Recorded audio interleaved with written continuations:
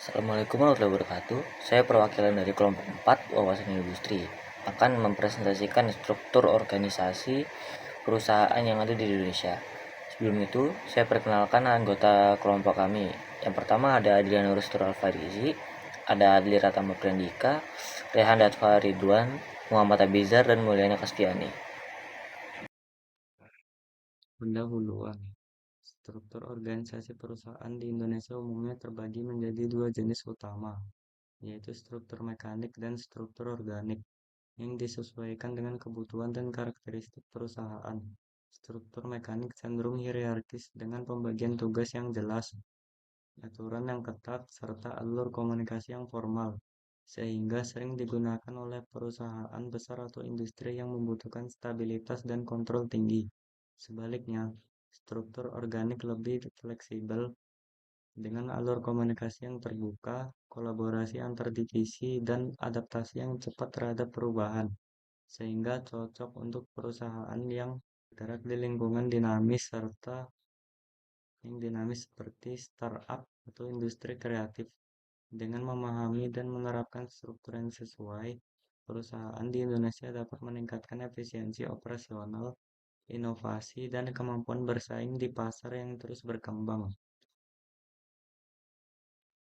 Selanjutnya, perusahaan di Indonesia yang bergerak di bidang organik. Yang pertama, PT Tokopedia. Tokopedia adalah perusahaan teknologi Indonesia yang bergerak di bidang e-commerce. Tokopedia didirikan oleh William Tanuwijaya dan Leontinus Alva Edison pada 17 Agustus 2009. Tokopedia memiliki misi untuk memeratakan ekonomi secara digital di Indonesia. Tokopedia menyediakan platform bagi pemilik usaha untuk menjual produk secara online. Tugas-tugasnya yang pertama, Direktur Utama bertanggung jawab penuh atas kepemimpinan dan pengelolaan perusahaan secara keseluruhan. 2. Direktur membantu Direktur Utama dalam menjalankan operasional perusahaan. 3. Chief of Staff memberi support kepada Direktur Utama dalam hal perencanaan, koordinasi, dan komunikasi. 4. Chief Finance Officer mengelola keuangan perusahaan. 5. Chief of HR mengelola sumber daya manusia atau SDM perusahaan. 6. IT bertanggung jawab atas pengembangan, implementasi, dan pemeliharaan sistem teknologi informasi yang mendukung seluruh operasional perusahaan. 7. Quality Control memastikan kualitas produk perusahaan sesuai standar yang ditetapkan. 8. Desain bertanggung jawab atas desain produk atau layanan perusahaan, termasuk tampilan visual dan pengalaman pengguna. 9. Finance melaksanakan kegiatan keuangan sehari-hari, seperti pembayaran, penagihan, dan pencatatan keuangan. 10. Customer Service memberikan pelayanan kepada pelanggan, menjawab pertanyaan, dan menyelesaikan masalah yang timbul.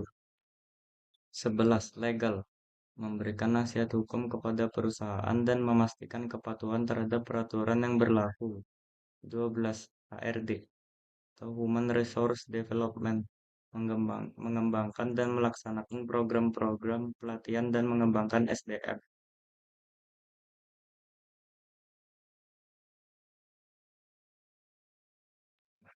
13. Konten membuat dan mengelola konten yang relevan untuk mendukung pemasaran dan komunikasi perusahaan. 14. Marketing merencanakan dan melaksanakan strategi pemasaran untuk mempromosikan produk atau layanan perusahaan.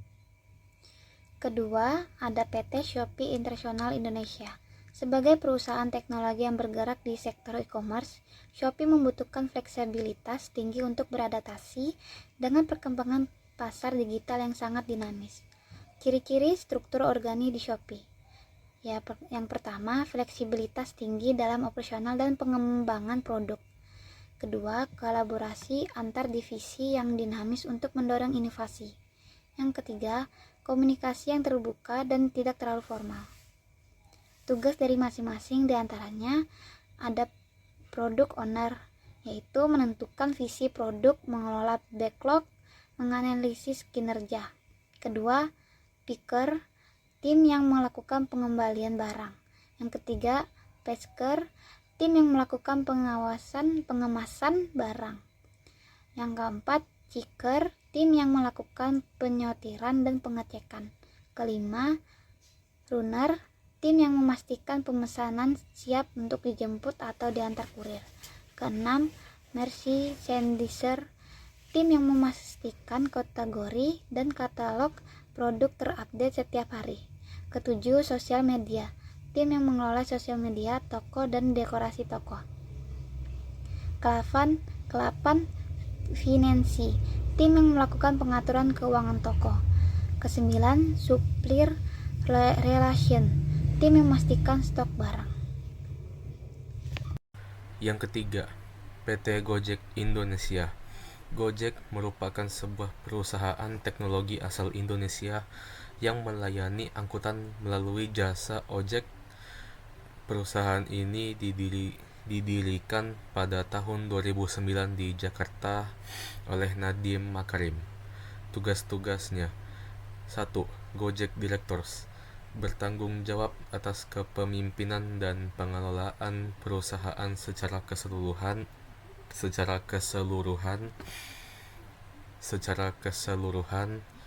2. Chief Executive Officer atau CEO, memimpin dan mengawasi seluruh operasional perusahaan, bertanggung jawab atas kinerja dan pertumbuhan Gojek secara keseluruhan.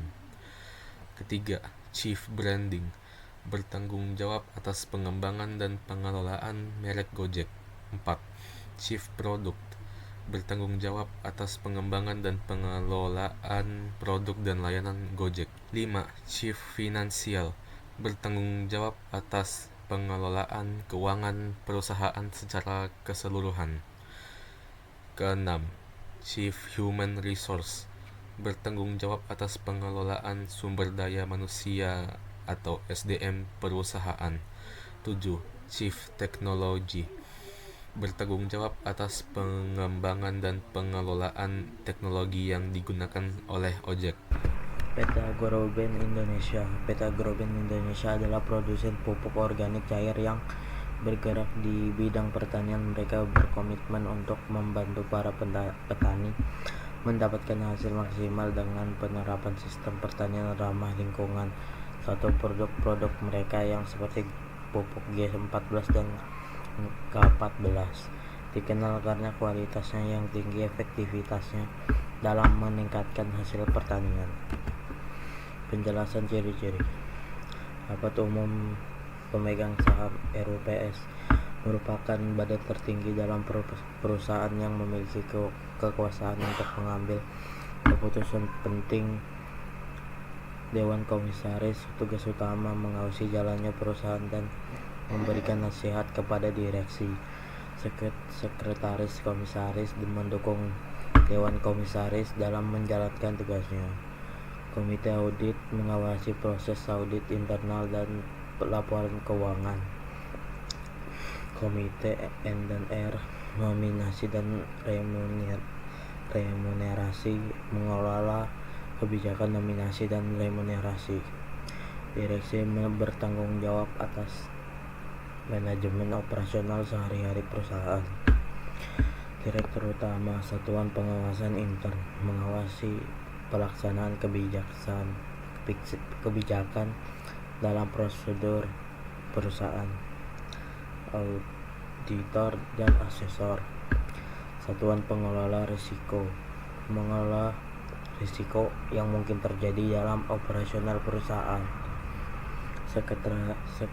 Sekretariat perusahaan mengelola aspek administratif dan hukum perusahaan, SDM sumber daya manusia, humas hubungan masyarakat, legal dan hukum umum dan juga umum. Definisi perencanaan dan keuangan mengelola anggaran, kas akuntansi serta pajak dan layanan keuangan. Direktur Operasional Divisi Perdagangan mengelola kegiatan perdagangan dan pemasaran. Divisi kerjasama dan proyek mengelola kerjasama dan proyek bisnis. Divisi produksi layanan mengelola produksi dan penerimaan usaha. Divisi riset dan pengembangan bertanggung jawab atas riset dan pengembangan teknologi serta inovasi. Nomor 1. PT Pertamina. Sebagai perusahaan negara di sektor energi, Pertamina menerapkan struktur mekanistik untuk memastikan operasional yang efisien dan mematuhi peraturan yang berlaku.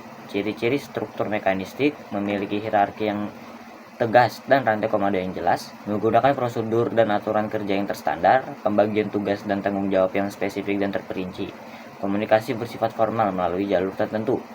Jabatan-jabatan yang ada di PT Pertamina ialah: pertama, Direktur Utama, mengawasi keseluruhan operasional dan strategi perusahaan. Kedua, Direktur 1 atau Prodikesi dan Operasi, mengelola eksplorasi dan pengembangan sumber daya. Ketiga, Direktur 3, Bisnis Support dan Supply Chain, mengelola dukungan bisnis dan pengembangan strategi perusahaan. Keempat, Direktur 4, Keuangan dan Komersial, mengawasi keuangan dan pengelolaan sumber daya. Kelima, VP atau Vice President Exploration, mengembangkan dan mengeksplorasi sumber daya baru. Keenam, VP Development dan Drilling, bertanggung jawab atas pengembangan lapangan dan pengeboran. Ketujuh, ada VP Production dan Operation, mengelola produksi minyak dan gas serta operasi teknis. VP Business Support, mengelola sumber daya manusia, administrasi, dan teknologi informasi. Kesembilan, ada VP SCM, mengatur rantai pasokan dan pengadaan barang. 10, ada GM atau General Manager Zona 7, mengelola operasi di wilayah Zona 7. SR Manager atau Senior Manager Relation, menjalin hubungan dengan pemangku kepentingan eksternal. SR Manager Legal Counsel, mengawasi aspek hukum perusahaan. Chief Audit Eksekutif, mengawasi audit internal dan kepatuhan. Senior Manager Strategic Planning, merancang strategi bisnis perusahaan. 15, ada Senior Manager Komersial, mengelola aspek bisnis dan komersial perusahaan. 16, ada Senior Manager HSSI, mengawasi kesehatan, keselamatan, dan lingkungan kerja. Senior Manager Finansial, mengelola keuangan dan akuntansi perusahaan.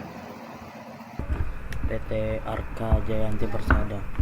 PT Arka Jayanti Persada dan seterusnya adalah perusahaan yang bergerak di bidang pembuatan komponen dan suku cadang untuk alat berat.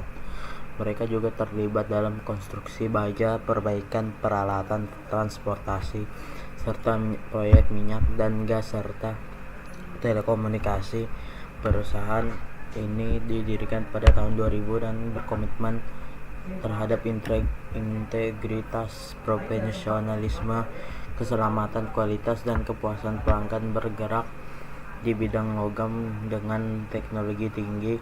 Mereka fokus pada pembuatan komponen, konstruksi baja, pabrikan, peralatan transportasi minyak gas, dan proyek telekomunikasi. Penjelasan ciri-ciri RUPS, Rapat Umum Pemegang Saham. Sebagai otoritas tinggi, RUPS membuat keputusan yang penting terkait arah strategis perusahaan, pengangkatan dan pemberhentian anggota dewan, serta perubahan anggaran besar. Dewan komisaris ada dua macam, yaitu komisaris utama, memimpin dewan komisaris dan bertanggung jawab memastikan bahwa dewan bekerja sesuai dengan tugasnya, mengawasi kinerja direksi dan memberikan nasihat strategis. Komisaris independen memberikan perspektif independen untuk menjaga objektivitas dalam pengambilan keputusan, melindungi kepentingan pemegang saham minoritas, dan mengawasi kinerja perusahaan. Komite audit mengawasi kegiatan audit internal dan eksternal, memastikan keuangan perusahaan dijalankan secara transparan dan akuntabel. Direktur Utama bertanggung jawab atas seluruh operasional perusahaan, membuat keputusan strategis dan memimpin perusahaan untuk mencapai Tujuan jangka panjang. Sekretaris Utama Perusahaan mengelola komunikasi antara manajemen dengan pemegang saham serta pihak eksternal lainnya, mengurus administrasi perusahaan termasuk dokumentasi rapat penting. Auditor internal melakukan pemeriksaan dan evaluasi terhadap aktivitas operasional dan keuangan perusahaan untuk memastikan kepatuhan terhadap kebijakan dan prosedur internal. Direktur operasional marketing mengawasi berbagai fungsi operasional dan pemasaran perusahaan untuk memastikan efisiensi dan efektivitas. Beberapa departemen di bawah tanggung jawabnya termasuk teknologi informasi, mengelola sistem informasi dan teknologi perusahaan, pembelian, mengatur pengadaan barang dan jasa yang diperlukan oleh perusahaan, pemasaran, mengembangkan strategi pemasaran dan promosi produk, rekayasa produksi, mengkoordinasikan proses produksi dari desain hingga produk jadi, PPIC, Production Planning and Inventory Control, merencanakan produksi dan mengelola inventaris produksi, memimpin aktivitas pembuatan produk, QA, kualitas asuransi, memastikan produk yang dihasilkan memenuhi standar kualitas. Direktur independen bertanggung jawab atas beberapa fungsi independen dalam perusahaan seperti legal dan kepatuhan, mengangani urusan hukum dan memastikan kepatuhan terhadap regulasi. Sumber daya manusia mengelola perekrutan, pelatihan, dan pengembangan karyawan. Manajemen risiko mengidentifikasi dan mengelola risiko yang dapat mempengaruhi perusahaan. Keuangan mengawasi kegiatan keuangan termasuk anggaran dan laporan keuangan. Akuntansi menyusun laporan keuangan dan mengelola pembukuan perusahaan. Yang ketiga, PT Pindad. Perusahaan ini memiliki peran penting dalam mendukung Kementerian Pertahanan Indonesia dengan memproduksi berbagai jenis senjata, amunisi, kendaraan militer, dan peralatan pertahanan lainnya. Berikut adalah struktur jabatan dan tanggung jawab di PT Pindad. 1. Direktur Utama bertanggung jawab atas keseluruhan operasional dan strategi perusahaan, memastikan visi dan misi PT Pindad tercapai. 2. Direktur Komersial mengelola dan mengawasi aktivitas komersial perusahaan termasuk pemasaran, penjualan, dan rantai pasok. Direktur Komersial terdiri atas 4 tingkatan, yaitu Vice President Pemasaran, Penjualan, dan Pengembangan Bisnis. Bertanggung jawab atas strategi pemasaran, pengembangan bisnis, serta peningkatan penjualan produk. Vice President Rantai Pasok mengelola rantai pasok agar operasional berjalan efisien. General Manager Mining Service mengelola layanan pertambangan terkait dengan produk dan jasa PT Pindad. General Manager Maintenance Repair Overhaul mengelola perawatan, perbaikan, dan overhaul produk PT Pindad. 3. Direktur Produksi mengawasi proses produksi dan pengelolaan sumber daya untuk menghasilkan produk berkualitas. Direktur Produksi terdiri atas 5 tingkatan, yaitu General Manager Senjata bertanggung jawab atas produksi dan pengembangan senjata. General Manager Munisi mengelola produksi dan pengembangan amunisi. General Manager Kendaraan Khusus mengawasi produksi kendaraan khusus seperti kendaraan militer. General Manager Alat Berat mengelola produksi alat berat yang dihasilkan PT Pindad. General Manager Infrastruktur Perhubungan mengelola fasilitas produksi dan infrastruktur transportasi. 4. Direktur Teknologi dan Pengembangan bertanggung jawab atas inovasi dan pengembangan produk baru serta jaminan mutu. Direktur Teknologi dan Pengembangan terdiri atas 4 tingkatan, yaitu Vice President Inovasi dan Pengembangan Produk, mengembangkan inovasi dan teknologi baru. Vice President Penjaminan Mutu dan K3LH, menjamin kualitas produk serta memastikan keselamatan dan kesehatan kerja. Vice President Teknologi Informasi, mengelola sistem teknologi informasi perusahaan. Project Management Office MV3, bersifat ad hoc, mengelola proyek pengembangan khusus. 5. Direktur Keuangan, Manajemen Risiko dan SDM, mengelola aspek keuangan, risiko, dan sumber daya manusia dalam perusahaan. Direktur Keuangan, Manajemen Risiko, dan SDM terdiri atas 3 tingkatan, yaitu Vice President Akuntansi dan Keuangan Korporat, mengelola laporan keuangan dan strategi keuangan perusahaan. Vice President Human Capital Management, mengelola sumber daya manusia dan pengembangan karyawan. Vice President Manajemen Risiko dan Perencanaan Perusahaan, mengelola risiko perusahaan serta perencanaan strategis jangka panjang. Yang keempat ada PT Astra International. PT Astra International memiliki struktur organisasi yang bersifat mekanistik, yang ditandai dengan pembagian tugas yang jelas, rantai komando yang panjang, serta pengawasan ketat dalam setiap unit bisnisnya. Struktur organisasi ini terdiri dari beberapa tingkatan sebagai berikut. Pertama, Dewan Komisaris, yaitu bertugas mengawasi dan memberikan arahan strategis kepada direksi, menyediakan mekanisme kontrol untuk memastikan perusahaan berjalan sesuai regulasi dan visi perusahaan. Kedua, direksi, bertanggung jawab atas operasional perusahaan secara keseluruhan, membuat kebijakan strategis dan operasional berdasarkan visi dan misi perusahaan. Ketiga, CEO, memimpin eksekusi strategis dan kebijakan perusahaan, bertanggung jawab atas kinerja keseluruhan perusahaan dan pelapor kepada direksi dan komisaris. Keempat, Commute Eksekutif, membantu CEO dalam pengembalian keputusan penting, berperan dalam mengawasi berbagai aspek bisnis yang berkaitan dengan efisien dan pertumbuhan perusahaan. Kelima, Commute Audit, mengawasi dan memastikan transparansi keuangan serta kepatuhan terhadap regulasi. Keenam, Commute Nominasi dan Remunerasi, menentukan kebijakan terkait kompensasi dan promosi eksklusif. Ketujuh, Divisi Fungsional.